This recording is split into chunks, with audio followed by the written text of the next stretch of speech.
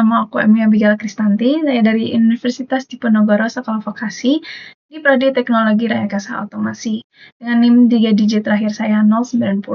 Nah, di video kali ini aku mau ngejelasin tentang proses kontrol modern PID. Langsung aja kita mulai penjelasannya. Jadi, sumber referensi aku ambil dari buku Kontrol PID untuk Proses Industri. Ini ditulis oleh Iwan Setiawan.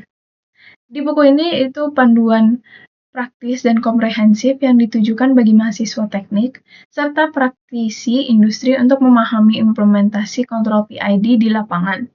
Pembahasannya itu banyak, itu mencakup secara sistematis mulai dari model proses dasar, beragam struktur, dan mode tuning PID. Hingga topik-topik modern seperti auto-tuning, skema, kontrol lanjut, dan realisasi program PID digital, dan banyak-banyak lagi. Oke, langsung aja kita masuk ke materinya. Pertama-tama aku mau jelasin tentang latar belakangnya dulu. Latar belakang tentang sistem kontrol modern PID ini itu tuh berpusat pada kebutuhan fundamental untuk meregulasi variabel seperti temperatur, tekanan, dan aliran. Untuk mengatasi tantangan ini, kontrol PID atau kepanjangannya itu Proportional Integral Derivative itu menjadi strategi yang paling dominan dan banyak diadopsi. Ini digunakan sekitar 97% industri, proses berkat kesederhanaan struktur, kemudahan pengoperasian, dan keandalannya yang terbukti. Ini tuh PID ini tuh ada sejak era 1930-an, ini melalui implementasi mekanis dan analog. PID telah berevolusi menjadi bagian integral dari sistem kontrol modern digital seperti DCS, itu Distributed Control System, dan PLC, Programmable Logic Controller. Nah, di sini aku udah ada rumusan masalah untuk ngomongin lebih lagi tentang PID.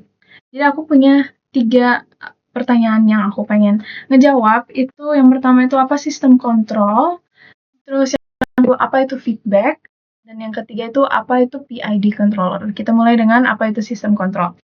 Jadi sistem kontrol itu adalah suatu sistem yang bertugas untuk meregulasi atau mengontrol berbagai variabel proses seperti temperatur, tekanan, atau level supaya nilainya itu sesuai dengan titik kerja yang diharapkan, yaitu set point.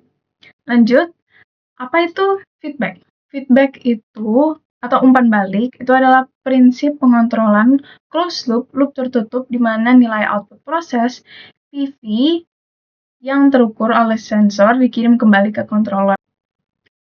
Jadi misalnya pada suatu controller itu pengen nilai output itu A, tapi pada sensor itu terdeteksi kalau nilai itu bukan A, melainkan itu nilainya itu B.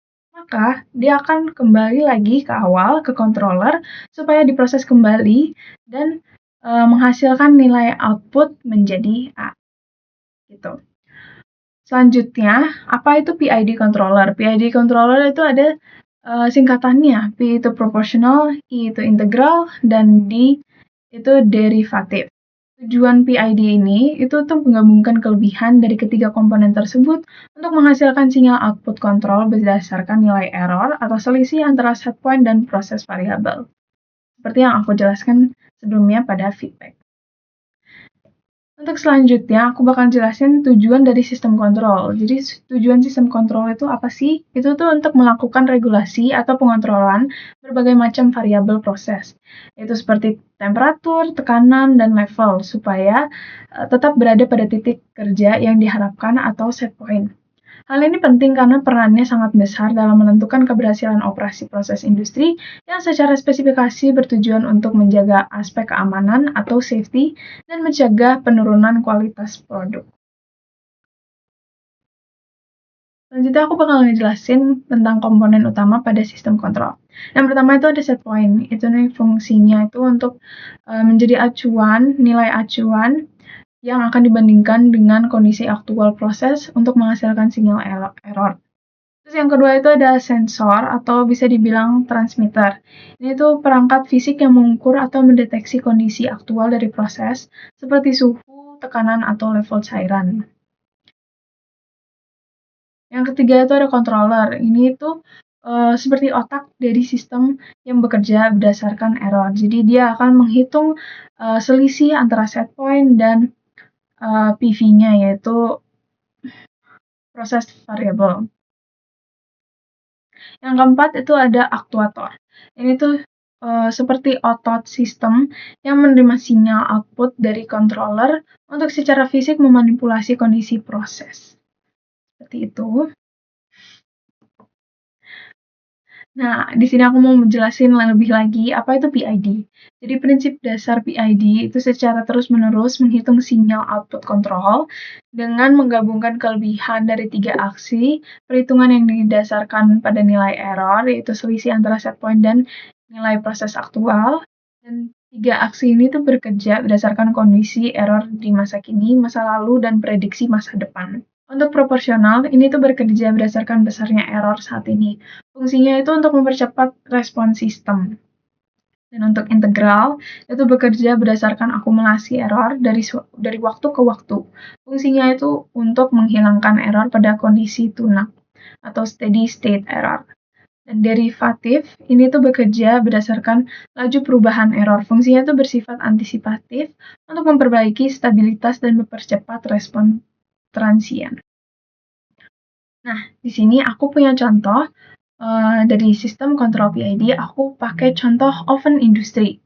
Nah, tujuannya itu untuk stabilisasi suhu yang akurat. Ini pengontrol PID secara konstan memantau suhu aktual oven dan membandingkan dengan suhu yang diinginkan. Terus respon dia itu cepat dan optimal terhadap gangguan. Jadi komponen P memberikan respon berdasarkan tingkat kesalahan pada saat ini. Terus I mengatasi akumulasi kesalahan dari waktu ke waktu. Dan D memprediksi perubahan di masa depan berdasarkan laju perubahan kesalahan. Dan yang ketiga itu peningkatan efisiensi dan keandalan operasional. Pengontrol PID mengurangi siklus overshoot, melampaui suhu target, dan undershoot kurang dari suhu target yang dapat menghabiskan energi dan memperpanjang waktu proses. Sekarang aku bakal jelasin tentang diagram blok pada oven industri. Dimulai dengan komparator. Dia akan mengirimkan sinyal ke PID supaya dapat diproses. Di P, dia akan ngecek apabila suhu yang didapatkan itu udah pas atau belum. Terus I itu dia seperti memanipulasi suhu supaya dia bisa kalau kurang suhunya dia akan memanaskan lebih lagi, atau mungkin suhunya terlalu panas dia akan menurunkan suhunya. Dan untuk D, dia akan membantu memperkirakan suhunya supaya di masa depan suhunya itu tetap pas. Nah, lanjut, semua hasilnya itu bakal disatukan dan kembali ke sistem. Sebelum hasil itu keluar, dia bakal mulai lagi ke awal, ke komparator, supaya dilihat errornya antara sistem point dan sebelumnya. Sekarang aku bakal jelasin tentang kelebihan dan kekurangannya dari sistem kontrol PID ini. Untuk kelebihannya, itu strukturnya sederhana dan mudah dioperasikan. Terus kinerjanya terbukti andalan, lalu implementasi yang digunakan itu fleksibel, dan strukturnya itu dapat disesuaikan.